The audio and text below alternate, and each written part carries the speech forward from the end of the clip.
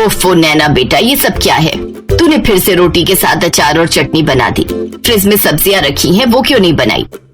माँ, आप जो बनाए खा लो ना। आपको पता है सब्जी बनाने में कितना टाइम लगता है? पहले उसको धो, छीलो, काटो और फिर बनाओ। इतनी देर कौन गैस के पास खड़ा रहेगा? ना बाबा ना, मेरे बस की तो नहीं है। अरे कल को ससुराल जाएगी तो वहाँ भी क्या ऐसे ही आलस दिखाएगी? उन लोगों को भी बिना सब्जी की रोटी खिलाएगी। आप हर बार ससुराल वालों को बीच में क्यों ले आती हो?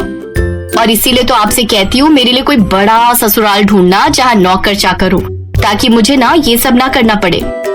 ऐसे कुछ समय बीत जाता है और नैना के लिए एक बड़े घर का रिश्ता आता है और कुछ समय बाद नैना ब्याह कर अपने ससुराल चली जाती है। शादी के अगले दिन उसकी पहली रसोई की रस्म होती है। वो रसोई में जाती है तो वहाँ का गैस चूल्हा देखकर हैरान रह जाती है। हे राम, इतना बड़ा गैस चूल्हा! खैर मुझे क्या, अच्छा ही है, ऐसे जल्दी खाना बन जाएगा। फिर वो तरह तरह के पकवान बनाती है।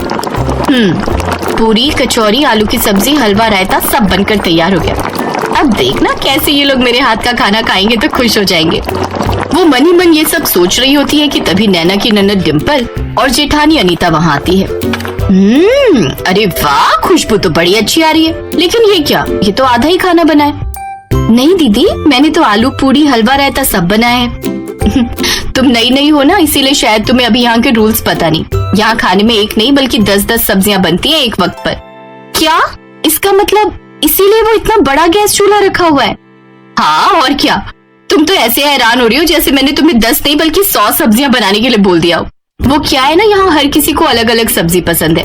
अब 1-2 सब्जियां ही बनेंगी तो कुछ लोग तो भूखे ही रह जाएंगे, इसलिए 10 तरह की सब्जियां बनती हैं। अगर किसी को ये ना खाना हो तो वो खा ले, वो ना खाना हो तो कुछ और खा ले।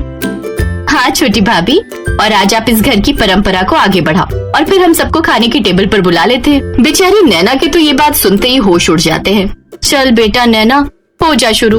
अब बन जा तू झांसी की रानी और बना डाल 10 सब्जियां।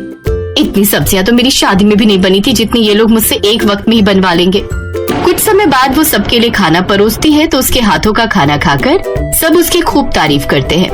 वाह, क्या कमाल का स्वाद है इन सब्जियों में। सचमुच छोटी बहू, तुम्हारे हाथों में तो जादू है। अब से तुम ही रसोई में 10 तरह की सब्जियां बनाओगी। अब तेरा क्या होगा नैना? बड़ी ऐश मार ली तूने माँ के घर में, अब अच्छे से शामत आई है तेरी। ऐसे कुछ दिन बाद बरसात का मौसम शुरू हो जाता है। बाहर का सुहाना मौसम देखकर नैना सोचती है, अरे वाह, आज तो गर्मा गर्म पकौड़े खाने वाला मौसम हो रहा है। ऐसा करती हूँ, सबको गर्मा गर्म पकौड़े बनाकर खिला देती हूँ। तेल में तले होने के कारण वो भारी होते हैं, जिससे सबका पेट भर जाएगा। और साथ में थोड़ी कचौड़ी भी तल देती हूँ। आज शाम का डिनर यही हो जाएगा और मुझे इतनी सारी सब्जियां बनाने से छुट्टी मिल जाएगी।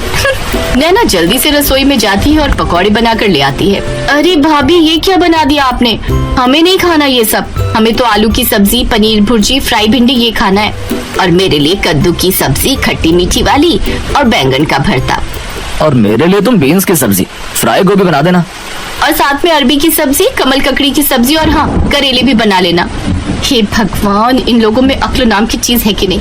बारिश के मौसम में जहाँ सब इस तरह का चटपटा खाना खाने को तरसते हैं, तो वहीं इन लोगों को अभी भी 10 तरह की सब्जी खानी है। हे भगवान, ये कहाँ आकर फंस गई मैं। बेचारी नैना रसोई में जाकर 10 तरह की सब्जियां बनाने में जुट जाती है। ये लो, ससुराल में मेरी पहली बारिश है, मुझे इसके मजे लेने चाहिए। तो मुझे छोड़कर सारे घर वाले बारिश के मजे ले रहे हैं और मैं यहाँ चूल्हे के पास खड़े होकर जल रही हूँ। गलती भी मेरी है जो पहले ही दिन इन्हें अच्छा खाना बनाकर खिला दिया। पहले पता होता तो लाल मिर्च का सारा डब्बा उड़ेल कर बना देती इनके लिए, फिर कभी नहीं बोलते मुझे सब्जी बनाने के लिए। गुस्से में नैना खाना बना रही थी कि तभी सब्जी का गर्म गर्म छींटा उसकी आंख में लगता है। दीदी, धीरे धीरे उसकी आंख लाल होने लगती है। फिर रात को जब वो सोती है तो जलन के मारे उसे और तकलीफ होती है, जिस कारण वो ठीक से सो भी नहीं पाती। मेरी आंख। अरे नैना, ये तुम्हारी आंख में लालपन तो बढ़ते जा रहा है। मैं आई ड्रॉप डाल देता हूँ, उससे तुम्हें आराम मिलेगा। रौनक नैना की आंखों में आई ड्रॉप डाल देता है, जिससे वो चैन की नींद सो जाती है।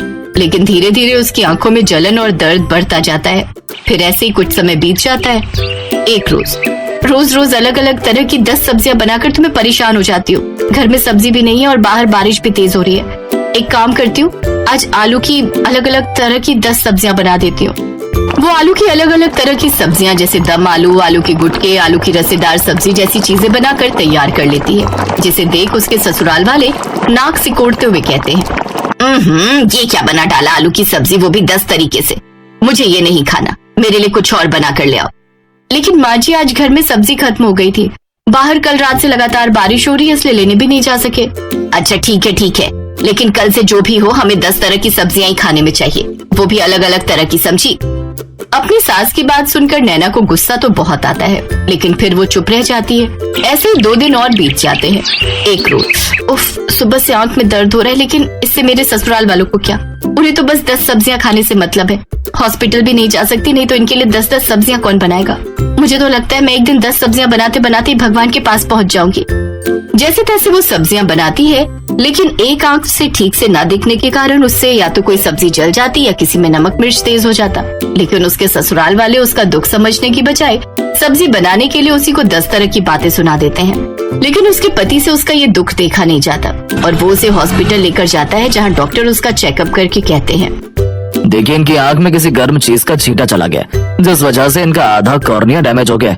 हमें जल्दी इनका ऑपरेशन करना होगा, नहीं तो इनको पूरी तरह दिखना बंद हो जाएगा इस आंख से। अगले दिन ऑपरेशन की अपॉइंटमेंट मिलने के बाद वो उसे लेकर घर आ जाता है, जहाँ उसकी जेठानी उससे कहती है, आज तो तुमने जैसे भी बेकार सब्जियां बना दी, लेकिन कल 10 तरह की अच्छी सब्जियां बना लेना, क्योंकि कल घर में मेरे मायके वाले आ रहे हैं। अब बस भी करो आप सब, मेरे घर में जितना मर्जी सब्जियां बनाओ, लेकिन अकेले एक इंसान से नहीं बल्कि पूरे परिवार मिलकर। आपको पता है सब्जी का छींटा जाने से इसकी आधी आंख खराब हो गई है। फिर अगले दिन वो उसे ऑपरेशन के लिए ले जाते हैं, जहाँ उसका सफल इलाज होता है और उसे पूरी तरह दिखना शुरू हो जाता है। 3 दिन बाद वो घर आती है तो उसकी सास उससे, हमें माफ कर दे छोटी बहू, तेरे आने से पहले हमने नौकर रखा हुआ था, लेकिन 10 सब्जियों से परेशान होकर वो भी भाग ही गया। फिर हम सब मिलकर ही सब्जियां बनाने लगे, लेकिन तेरे आने के बाद हमने सब तेरे ऊपर ही छोड़ दिया, जिस कारण तेरी ये हालत। लेकिन अब से तू अकेले काम नहीं करेगी, बल्कि हम सब भी तेरी मदद करेंगे।